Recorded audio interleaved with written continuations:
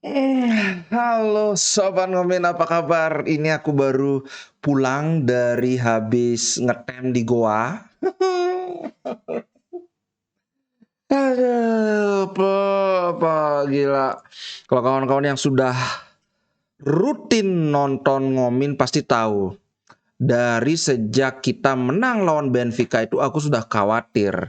Karena ya satu, kita sama-sama tahu bahwa di Serie A memang catatan kita hancur sekali, Pak. Hancur sekali. Yang kedua, trio gelandang tengah kita itu semuanya main full 90 menit. Ini makanya aku bilang ya, Aslani itu pasti akan main lawan Monza.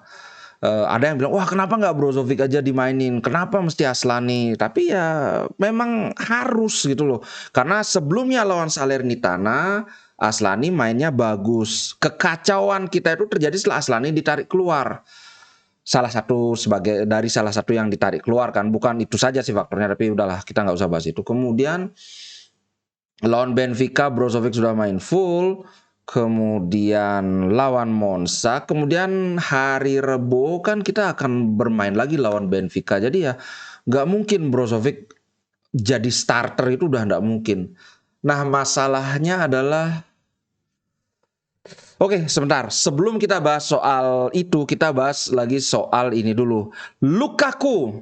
Akhirnya Inter mungkin jengah karena ternyata stadium band yang cuma Tribun Selatan itu untuk Juventus itu sudah dibatalkan. Wih, gila. Makanya ini yang bilang Mourinho ketika ditanya, "Wah, Mourinho kamu hebat bisa membawa Roma ada di peringkat 3." Hah? Peringkat 3, kamu yakin? Ini di Italia loh. Itu dia merujuk pada pengurangan poin yang diterima Juventus. Itu yakin pengurangan 15 poinnya itu akan bertahan sampai akhir musim.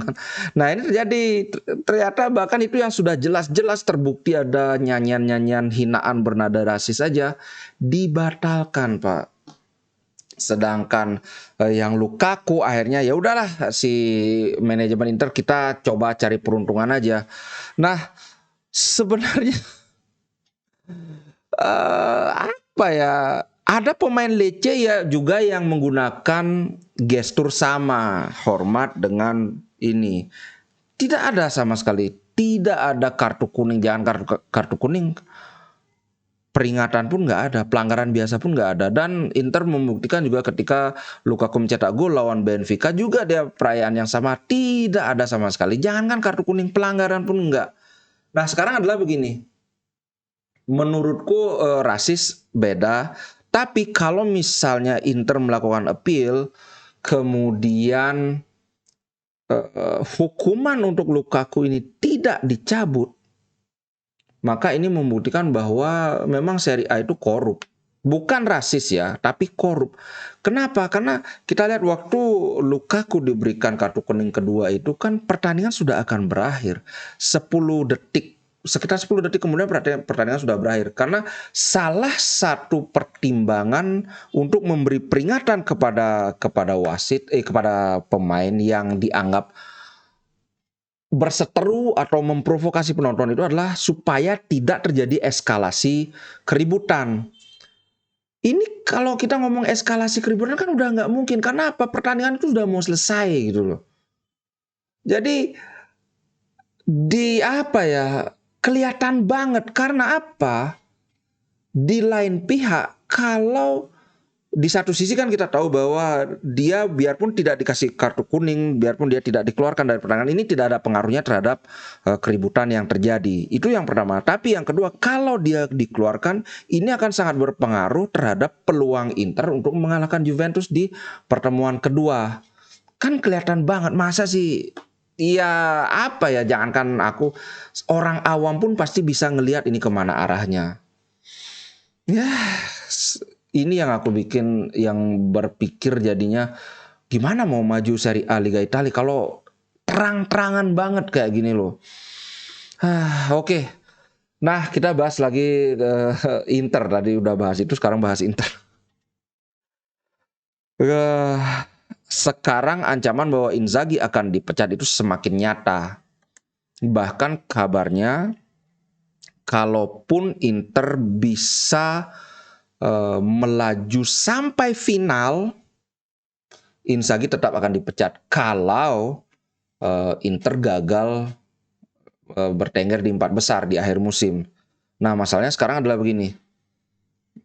Inter saat ini aku perlihatkan Serie A table ya. Nih, Serie A table Inter saat ini berada di peringkat kelima, tapi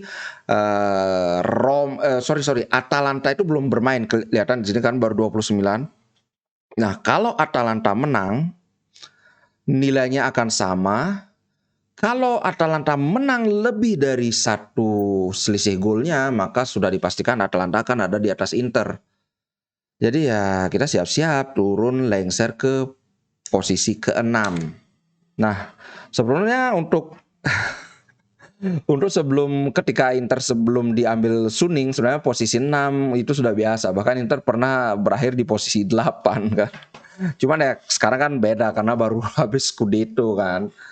Nah, bahkan katanya kalau seandainya Inter gagal lolos ke semifinal, itu Inzaghi bisa dipecat on the spot. Karena yang satu-satunya yang bikin Inter gagal ke semifinal itu kan Inter harus kalah lebih dari selisih 3 gol.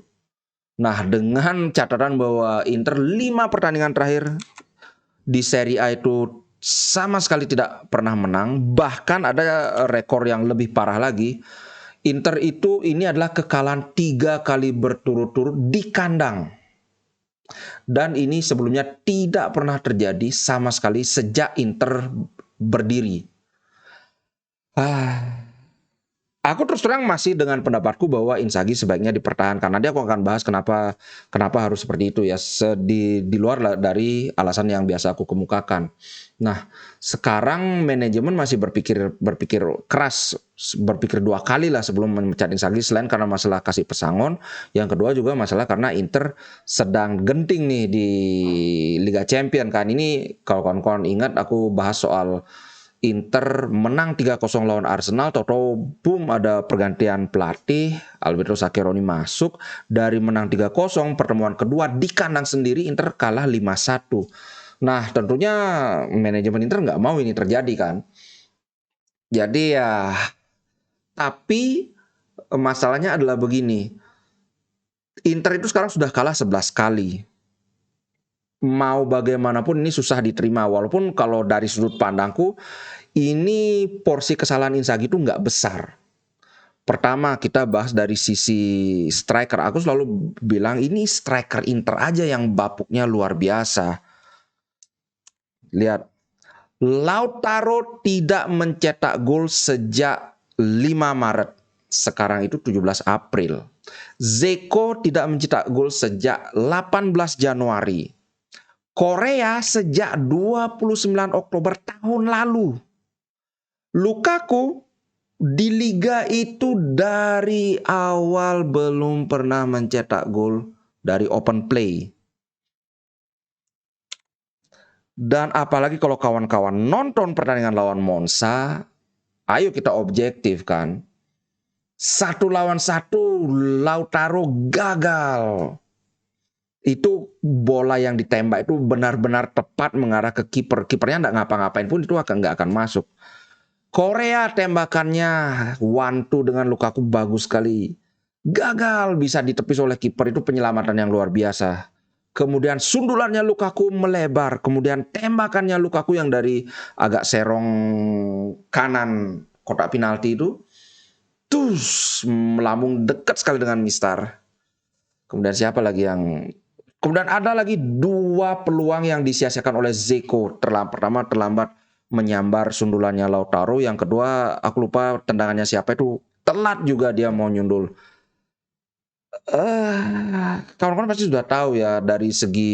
Kalau bahkan dari segi pertandingan kita menguasai, peluang jauh lebih banyak. Ada 6 shot on target, tembakan 25. Bahkan kalau kawan-kawan sekarang lihat di YouTube, highlight pertandingan itu akan heran, ini kenapa kok peluangnya Inter banyak banget serangannya tapi sama sekali nggak ada gol.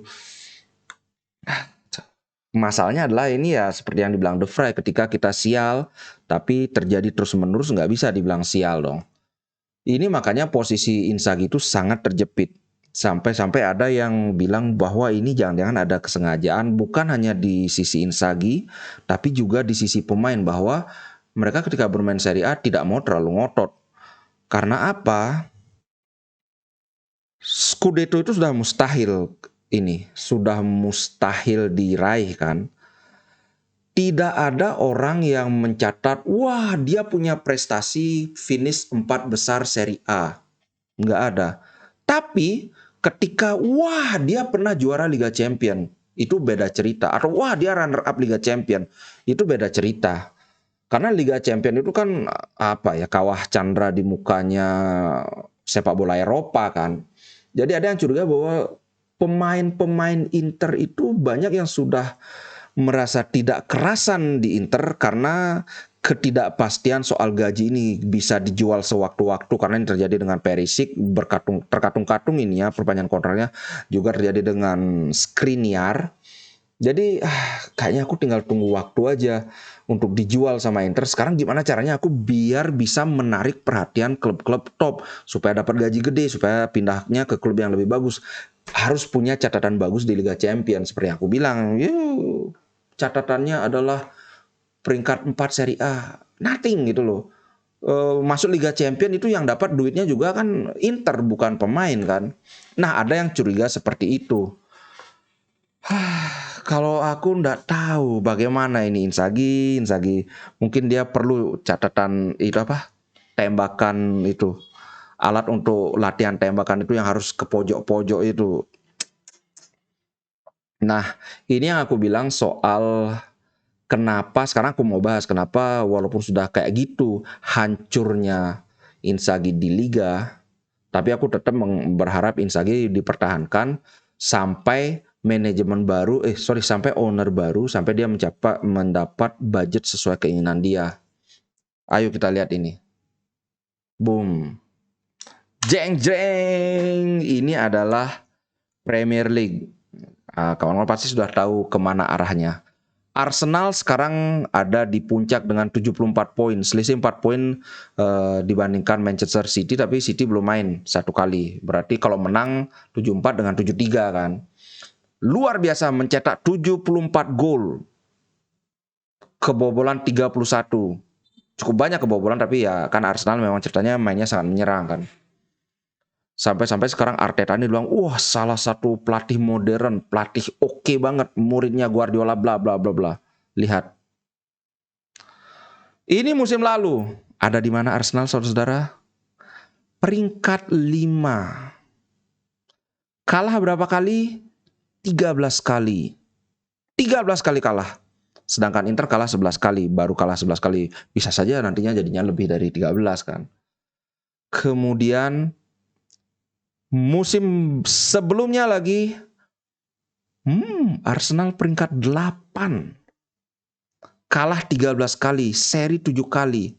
Hanya mencetak 55 gol. Hanya mencetak 55 gol. Kalau yang sebelum ini aku tidak akan bahas karena Arteta kan datangnya di pertengahan musim. Nah, yang aku bilang adalah Arsenal sebegitu mantapnya dia memberi kepercayaan kepada pelatih bahwa oke, hasilnya belum kelihatan tapi saya percaya dengan proyekmu, saya percaya dengan konsep sepak bolamu, ayo kita kembangkan. Nah, ini yang bikin kawan-kawan banyak bilang, kenapa kok Inzaghi takut banget memberikan kesempatan untuk pemain muda. Satu karakter pemain muda itu adalah mereka tidak konsisten. Kalau berani memainkan pemain muda itu harus siap-siap. Sekarang mainnya hebat banget, ya kayak Aslani itu. Mainnya bagus banget waktu lawan Salernitana, abis itu ya biasa-biasa aja. Bahkan abis itu bisa jelek mainnya. Dan ini terbukti ketika 2 musim sebelumnya Arteta itu sangat percaya dengan pemain muda, ada Saka, ada Odegaard, waktu itu masih belum, udah, tapi aku percaya dengan potensi ini, kasih aja main.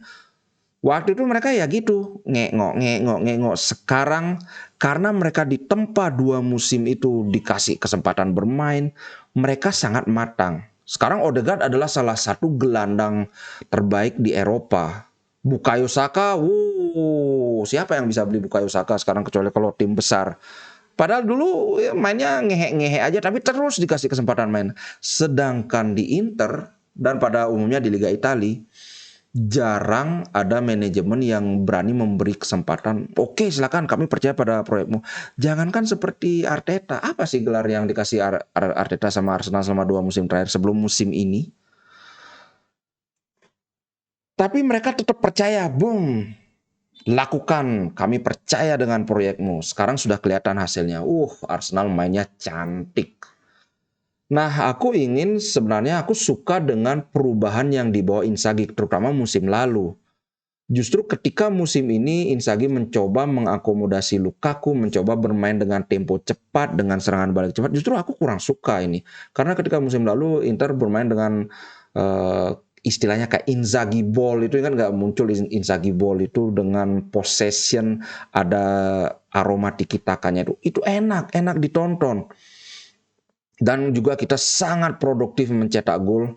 Cuma sayangnya gagal Scudetto aja. Tapi kemudian musim berganti, tahu-tahu Inzaghi malah mundur selangkah, mengubah gaya permainan, sehingga jadi yang seperti sekarang ini. Itu yang aku nggak setuju sebenarnya dengan Inzaghi. Nah, ini yang bikin aku harusnya Inzaghi dipertahankan. Kasih kesempatan. Bila perlu kita berkaca pada Arsenal, kalau terlempar sampai posisi 8, tetap pertahankan. Lihat ketika Inter berganti kepemilikan, ketika dia dikasih budget untuk belanja pemain yang bagus, yang banyak, apakah masih dia ngehe? Kalau masih ngehe ya sudah ganti. Terus sebenarnya sekarang kan enggak, tidak sesuai keinginan, dan juga ada masalah cedera juga kan. Lukaku cedera, Brozovic cedera, Hakan cedera, Barella aja yang belum cedera, tapi kan sempat cedera juga. Dan satu lagi, aku sudah bilang di grup kan, Barella itu kemarin kan mainnya full. Miki memang nggak full main, tapi dia sudah sangat diforsir tenaganya. Jangan terkejut nanti kalau lawan Benfica, Barella ini nggak akan bagus mainnya. Mkhitaryan juga, kalau Brozovic aku yakin dia bakal main bagus, karena mainnya kan jadi pemain pengganti aja kan. Semoga Inter bisa mengatasi krisis ini, karena ini sudah full krisis, benar-benar full krisis nih. Aku tetap dengan pendapatku Inzaghi harus dipertahankan, karena kalau sekarang mendadak dipecat, ini akan justru menjatuhkan Inter. Kita akan rugi 2 kali, udah bayar pesangon, sudah gitu ininya tambah jelek performa di Liga Champions. Tapi kalau sampai Inter gagal mencapai semifinal, karena kalau gagal mencapai semifinal itu artinya Inter kalah dengan selisih 3 gol. Jelas, aku pun nggak akan belain Inzaghi, walaupun ya dalam hati, aduh sayang banget gitu. Jelas sangat besar kemungkinan Inzaghi akan dipecat kalau sampai gagal ke semifinal Liga Champions. Karena kan walaupun tidak diungkapkan, ceritanya Inter tidak bagus di Liga karena lebih konsentrasi ke Liga Champions.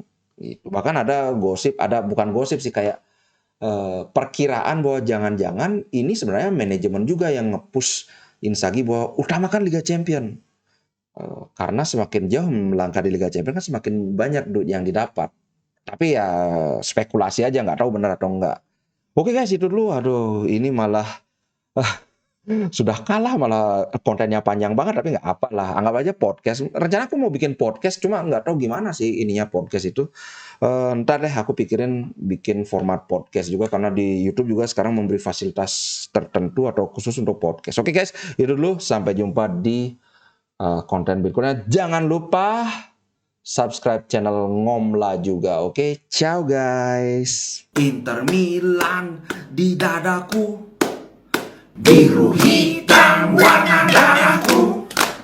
Level winnernya Itali, tidak pernah degradasi. Inter Milan kebanggaan.